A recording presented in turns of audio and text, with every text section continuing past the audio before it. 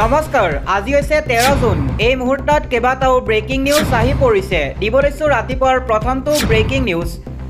BJP নেতা মন্ত্ৰীক সকিয়নি RSSৰ। এইখন দেশত মুছলমানৰো অধিকাৰ আছে। হিন্দু মুছলমান ৰাজনীতি কৰিলে কৰা হ'ব বৰ্জন। বিজেপি নেতা মন্ত্ৰীক এইবাৰ এইদৰে সকিয়নি প্ৰদান কৰিছে RSSে। হিন্দু মুছলমান কৰা নেতাক বয়কট কৰা সকিয়নি RSSৰ জ্যেষ্ঠ নেতাৰ। এতিয়াৰ পৰা হিন্দু মুছলমানৰ ৰাজনীতি কৰিলে হ'ব বিপদ। জনতাৰ হাতত এদিন নহয় এদিন পৰাস্ত হ'ব তেনে নেতা। ধৰ্ম নামত বিভাজন কৰা নেতাৰ ষড়যন্ত্ৰ কেতিয়াও নহ'ব সফল। হিন্দু মুছলমান একে সমাজত থাকিব নোৱাৰে বুলি ভাবে বহু নেতাই। হিন্দু মুছলমানৰ ৰাজনীতি কৰা নেতাক জনতাই শিক্ষা দিয়া উচিত। RSSৰ জ্যেষ্ঠ নেতা ইন্দ্ৰেশ কুমাৰৰ এই মন্তব্য। ইয়াৰ পূৰ্বে মোহন ভাগৱতেও দিছিল সকিয়নি। ভাৰতত হিন্দু মুছলমানৰ সমান অধিকাৰ আছে বুলি মন্তব্য কৰিছিল RSS প্ৰধান মোহন ভাগৱতেও। দিব লৈছোঁ আন এটা ব্ৰেকিং নিউজ। নিৰ্বাচনৰ পাছতে প্ৰায় 4,000 EVMত লাগিল জুই। চাৰখাৰ হৈ গ'ল বিধানসভাত ব্যৱহাৰ কৰা 4,000কৈ EVM। চৰকাৰী অট্টালিকাত ৰখা হৈছিল EVMসমূহ। ৰহস্যজনক অগ্নিকাণ্ডত চাৰখাৰ হ'ল বৃহৎ সংখ্যক EVM মেচিন। পশ্চিমবংগৰ আলিপুৰত এই ভয়ংকৰ ঘটনাটো সংঘটিত হৈছে। 4,000ৰো অধিক EVM জ্বলি হয় চাৰখাৰ। কলকাতাৰ আলিপুৰৰ 9মহলীয়া অট্টালিকাটোত আছিল EVMসমূহ। সদ্য সমাপ্ত নিৰ্বাচনত 10টা সমষ্টিত ব্যৱহাৰ কৰা হৈছিল EVMসমূহ। এই অগ্নিকাণ্ডক লৈ সৃষ্টি হৈছে গভীৰ ৰহস্যৰ। অগ্নিকাণ্ডক এক অঘটন আখ্যা পশ্চিমবংগ চৰকাৰৰ। ঘটনাত গোপন ৰহস্য শংকা প্ৰকাশ কৰে তৃণমূল কংগ্ৰেছে।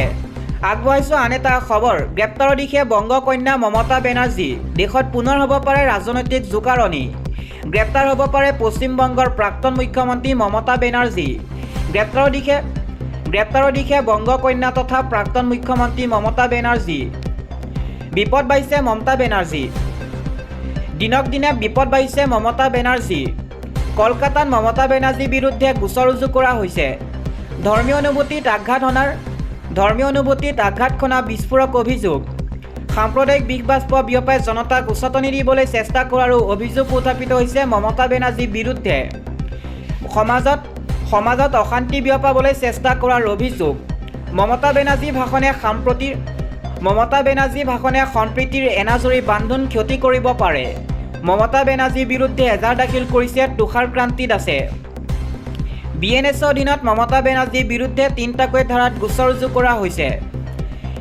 196(1)(3)(5), 196(1)(3)(51)(2), 352 ধাৰাত গোচৰ ৰুজু কৰা হৈছে মমতা বেনাৰ্জীৰ বিৰুদ্ধে। 2 বছৰ পৰ্যন্ত জেল হ'ব পাৰে মমতা বেনাৰ্জী। ইয়াৰ পাছৰ খবৰ। জুম্মা নামাজ আদায় কৰি মুছলমান সমাজৰ উত্তাল প্ৰতিবাদ। UCC দৰে আইন কোনোপধ্যে আমি মানি নলওঁ। ইছলাম ধৰ্ম ৰক্ষাৰ বাবে 57,000 মুছলমান শ্বহীদ হৈছিল। ভাৰতৰ সংবিধান ৰক্ষাৰ বাবে মৌলানা আলিম উলেমাই জীৱন দিছিল। আমি আমাৰ পবিত্ৰ কোৰাণত বিশ্বাস কৰোঁ। আমিও আমাৰ জীৱন দান দিবলৈ প্ৰস্তুত। কিন্তু কোনো কাৰণতে UCC দৰে আইন মানি নচলোঁ। মৌলিক অধিকাৰ সৰ্ব কৰা অধিকাৰ কাৰো নাই। প্ৰয়োজনত আমি আত্মবলিদানৰ বাবে সাজু, কিন্তু বেআইনী UCC কেতিয়াও নামানো। জুম্মা নামাজ আদায় কৰি শিলচৰৰ মছজিদৰ বাহিৰত শ শ মুছলমানৰ প্ৰতিবাদ। জুম্মা নামাজ আদায় কৰি মুছলমান সমাজে সাব্যস্ত কৰে উত্তাল প্ৰতিবাদ।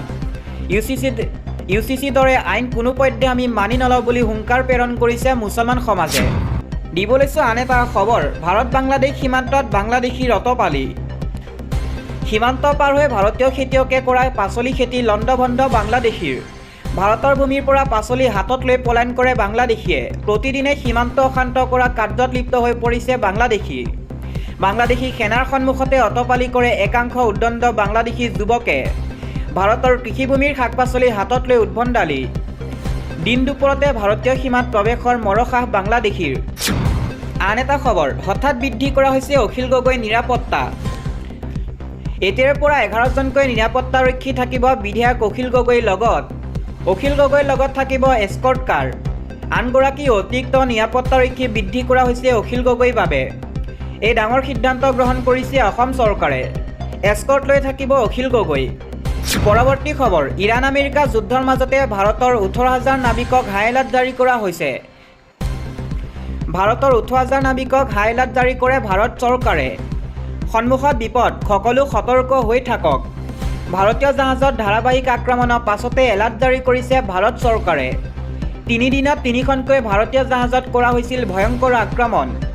এই ভয়ংকৰ আক্ৰমণত মৃত্যু হৈছিল 3জন নাবিকৰ। হৰমুজ আৰু ওমান উপকূলত থৰা নৌসেনা জাহাজকো কৰা হৈছে টাৰ্গেট। ভাৰতৰ পতাকা থকা জাহাজ আৰু ভাৰতীয় নাবিকক এলাৰ্ট জাৰি কৰা হৈছে। হৰমুজৰ পূব আৰু পশ্চিম প্ৰান্ততে আছে ভাৰতৰ 13খনকৈ জাহাজ। আছে প্ৰায় 622গৰাকী ভাৰতীয় নাবিক। উপসাগৰীয় অঞ্চলত কেইবাশ ভাৰতীয় বাণিজ্যিক জাহাজ আছে, য'ত 18,000 নাবিকে সেৱা আগবঢ়াই আছে, যাৰ বাবে কিবা বিপদ হ'লে পোনপটীয়া প্ৰভাৱ পৰিব পাৰে ভাৰতত। জাহাজ অপাৰেটৰ আৰু কেপ্টেইনকো সুৰক্ষা অনুশীলন কৰি থাকিবলৈ নিৰ্দেশ প্ৰেৰণ কৰিছে ভাৰত চৰকাৰে। জাহাজত থকা ডিপ ছিকিউৰিটি এলাৰ্ট ছিষ্টেম পৰীক্ষা কৰাৰো নিৰ্দেশনা জাৰি কৰা হৈছে। সকলো সময়তে ছিষ্টেম নিৰীক্ষণ আৰু কাৰ্যক্ষম কৰি ৰাখিবলৈ নিৰ্দেশ। যিকোনো সময়তে যাতে জৰুৰীকালীন সময়ত সহায় প্ৰেৰণ কৰিব পাৰি। তদুপৰি সুৰক্ষাৰ বাবে সকলো অত্যাধুনিক অস্ত্ৰ সাজু কৰি ৰাখিবলৈ নিৰ্দেশনা জাৰি কৰিছে।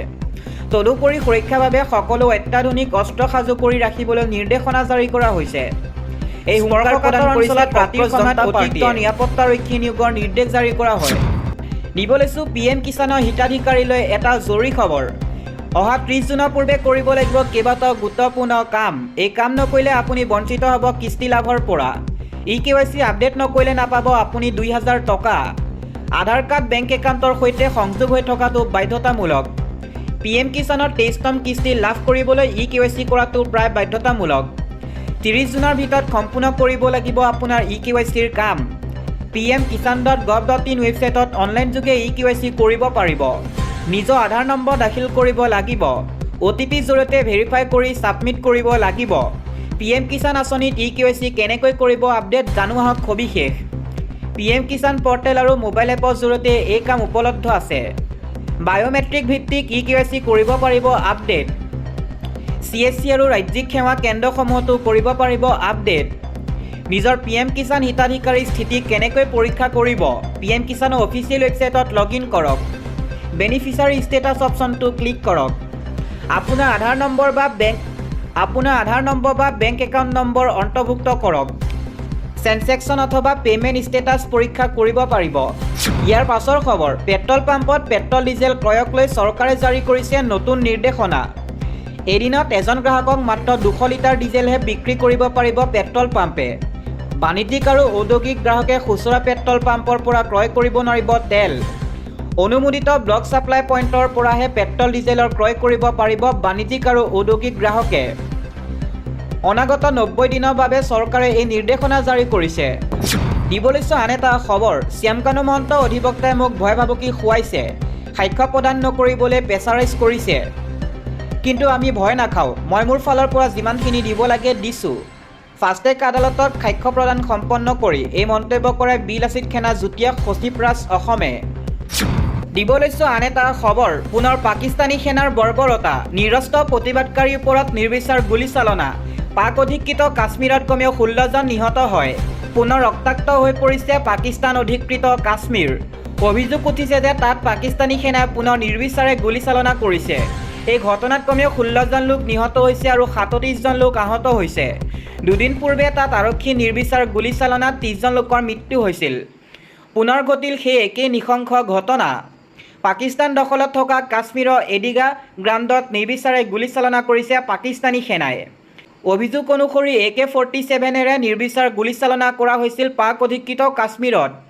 জানিব পৰা মতে নিৰস্ত্ৰ প্ৰতিবাদকাৰীৰ ওপৰত গুলীচালনা কৰা হৈছিল। যোৱা 3 দিনত মৃত্যু হোৱা লোকৰ সংখ্যাই যথেষ্ট ক্ষোভৰ সৃষ্টি কৰিছে। চৰকাৰ বিৰোধী স্থিতি অধিক শক্তিশালী হ'ব পাৰে বুলি ধাৰণা কৰা হৈছে। সুলভ মূল্যৰ আটা, চাউল, বিদ্যুৎ আৰু নাগৰিক অধিকাৰ দাবীত কেইবাদিনো ধৰি পাকিস্তান অধিকৃত কাশ্মীৰত শান্তিপূৰ্ণ প্ৰতিবাদ অব্যাহত আছে। সাধাৰণ মানুহ ৰাজপথলৈ ওলাই আহিছে, কিন্তু সেই শান্তিপূৰ্ণ আন্দোলন আৰক্ষীৰ আগ্ৰাসনৰ বাবে ৰক্তাক্ত হৈ পৰিল। জানিব পৰা মতে চৰকাৰ বিৰোধী আন্দোলনৰ বাবে ৰাৱালকোটত 60ৰ পৰা 70,000 লোক সমবেত হৈছিল। দুদিন পূৰ্বে মৃত্যু হোৱা 30 জন লোকৰ ন্যায় বিচাৰিছিল সকলোৱে। ইয়াৰ লগতে উপত্যকা দখল কৰি ৰখা আৰু তাত থকা নাগৰিকৰ ওপৰত হোৱা আগ্ৰাসনৰ বিৰুদ্ধে প্ৰতিবাদ সাব্যস্ত কৰে। অভিযোগ অনুসৰি সেই অভিযোগ অনুসৰি সেই প্ৰতিবাদকাৰীসকলৰ ওপৰতে গুলীচালনা কৰা হৈছে।